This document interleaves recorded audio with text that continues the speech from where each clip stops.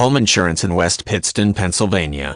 Despite continued pressure on funding in the current economic climate, UK-wide research by Ecclesiastical Charity Insurance has found that public liability remains the major area of concern for UK charities. This brief guide to charity liability summarizes the key issues charities can become exposed to through various groups of people, including the public, volunteers and employees, and simple steps that every charity can undertake to protect themselves. Employer's liability. The legal liability of an employer for injury caused to an employee whilst acting in the course of their employment. Public liability. The legal liability for injury caused to members of the public or damage to their property. Under health and safety regulations, the health and safety of any worker or member of the public is protected by law. As an employer, a charity has a legal duty of care to ensure the safety of anyone working for them in whatever capacity and for anyone affected by the activities or work of that person. The Health and Safety Executive strongly recommends that people working as volunteers are given the same level of protection as employees. Without formal contracts of employment, volunteer workers may not regard themselves as having employee status or obligations. However, they do have responsibilities to comply with good working practices and work within any parameters set out by their employer to meet health and. All organizations must be aware of regulations that apply to paid and unpaid workers and be responsible for ensuring that volunteers are aware of any risks.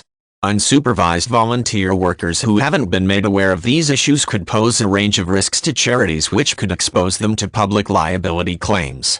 Take, for example, volunteers manning a charity stand at a public event and deciding that in addition to selling the charity's official merchandise, they will boost funds by selling homemade produce.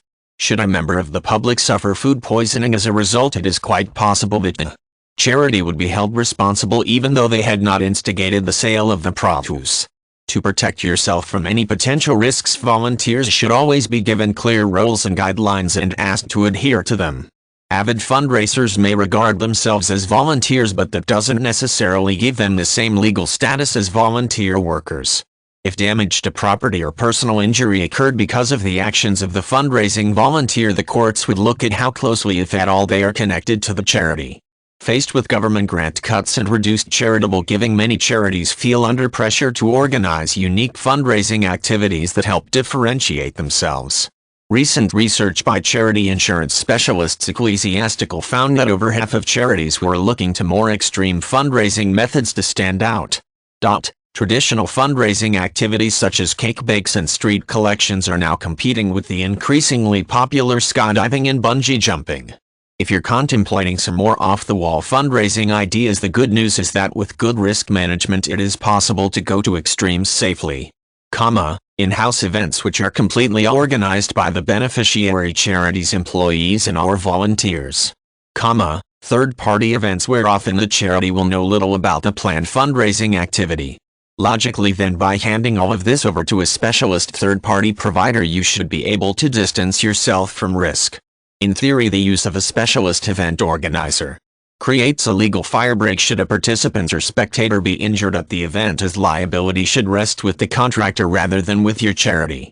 To ensure that this firebreak exists, however, the contractor must be chosen with care.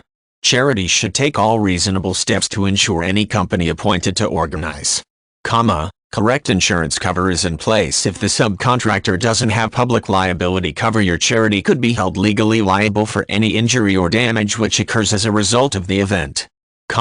They belong to a recognized trade body. There are a number of trade associations that event organizers may belong to, most of which require members to abide by professional codes of conduct. For example, companies that provide bungee jumping should be members of BURSA, which offers certification for bungee jumping providers. Proof of previous events and testimonials from past clients that help to evidence their expertise. This should be done at the planning stage and should form part of any written contract or agreement. Verbal confirmation of public liability cover is not sufficient. Either a letter from the contractor's insurer or a copy of the schedule of insurance confirming that insurance is in force should be obtained and kept on file. Limits of liability vary, but it is worth bearing in mind that many local authorities in placing contracts with external organizations require public liability insurance to the value of £5 million.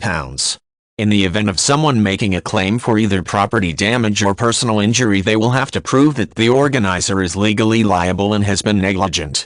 This may involve going to court, and the public liability cover would also normally include the legal expenses involved in handling or defending a claim.